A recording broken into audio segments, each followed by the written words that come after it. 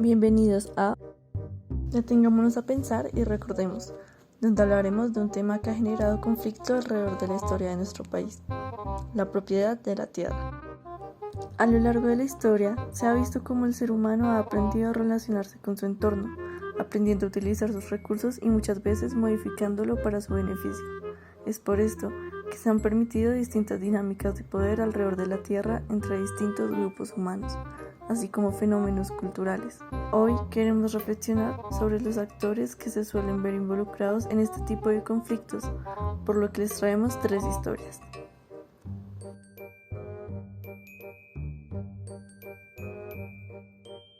Por un lado tenemos la historia de Tiberio Valderrama Gallo, un antioqueño que vivía de la carpintería en las grandes ciudades y que con su familia se cansó de esta vida monótona en las grandes ciudades y buscó vivir de la tierra en los lugares vírgenes de Colombia. Algo muy característico del ser humano es su convicción de querer explorar, analizar y posteriormente utilizar los recursos de un nuevo territorio. En un principio de la historia esto era por pura necesidad, pero en tiempos más recientes esta práctica ha sido impulsada por el concepto de la codicia, algo que se resalta de una manera muy arraigada en América Latina, en especial en Colombia a principios del siglo XX. Retomemos nuevamente el caso de Tiberio. Como muchos otros a principios del siglo XX, fue un liberal de clase media baja impulsado por las malas condiciones de la ciudad y la atractiva de conquistar una tierra para él mismo, para su propia subsistencia y la de su familia. Esto lo impulsó a buscar una subsistencia propia sin importar los riesgos o los tropiezos que hubiera en el camino. Aunque esta dicha no logró a la gente como Tiberio, ya que a mediados de 1940 empezó una guerra civil entre liberales y conservadores a lo largo del país. Un movimiento que impulsó a los conservadores, que en esa época estaban en el poder, a perseguir y destituir de las tierras a todos estos liberales que habían ido en años anteriores a colonizar y vivir de ellos. Después de que esta guerra civil terminó, Tiberio, como muchos otros que fueron despojados, intentaron volver a su tierra para trabajar de ella, pero lastimosamente no quedaron como propietarios, sino como empleados de aquella tierra que una vez fue de ellos. Ahora hablaremos de una situación que se dio décadas después en una zona completamente distinta del país. Estamos hablando de La Guajira en 1976, cuando el gobierno nacional dio paso abierto a la explotación de carbón a cielo abierto en la zona de La Guajira cercana al río Ranchería, llegando a formar lo que hoy en día se conoce como la zona de explotación minera de carbón más grande del mundo. Sin embargo, esta zona ha traído grandes perjuicios para las comunidades que allí habitan, pues en primer lugar han logrado desalojarlas para poder tomar sus territorios para continuar con sus formas de explotación, poniendo por encima el poder del Estado que el derecho de estas personas sobre territorios que han habitado ancestralmente. Además, ha traído daños gigantescos al medio ambiente y a la zona que estas personas habitan, ya que ha secado por completo el río Ranchería, el único de la zona, y demás cuencas que alimentan este río.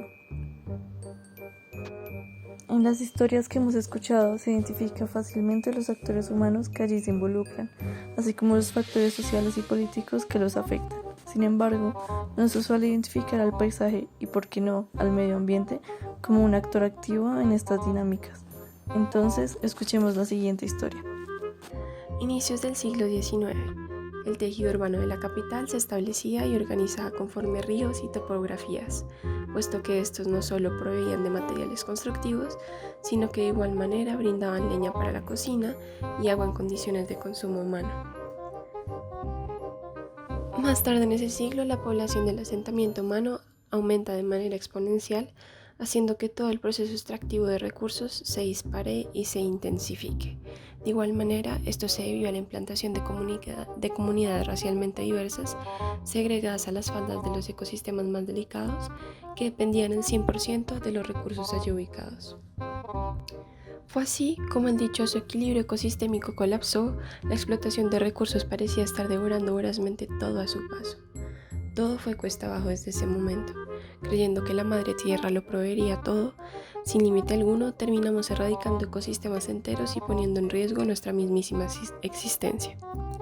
A medida que el verde y frondoso manto desaparecía de las faldas de los cerros, la gente enfermaba por aguas cargadas de sedimentos y contaminantes, había penuria de leña para construcción y procesos de cocción.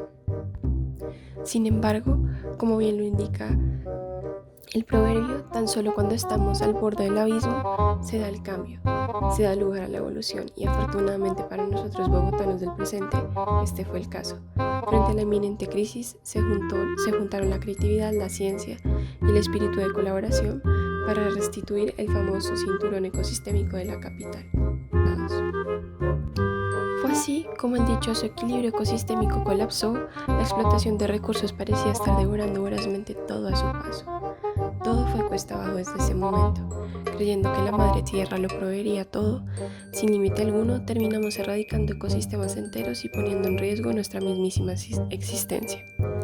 A medida que el verde y frondoso manto desaparecía de las faldas de los cerros, la gente enfermaba por aguas cargadas de sedimentos y contaminantes, había penuria de leña para construcción y procesos de cocción.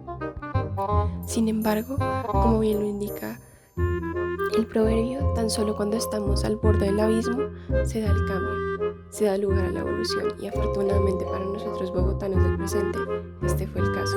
Frente a la inminente crisis se juntaron la creatividad, la ciencia y el espíritu de colaboración para restituir el famoso cinturón ecosistémico de la capital. De esta forma podemos ver cómo actores, ambos naturales y humanos, interaccionan en dinámicas de poder, configurando la historia que hemos conocido hasta entonces y nuestras formas de relación.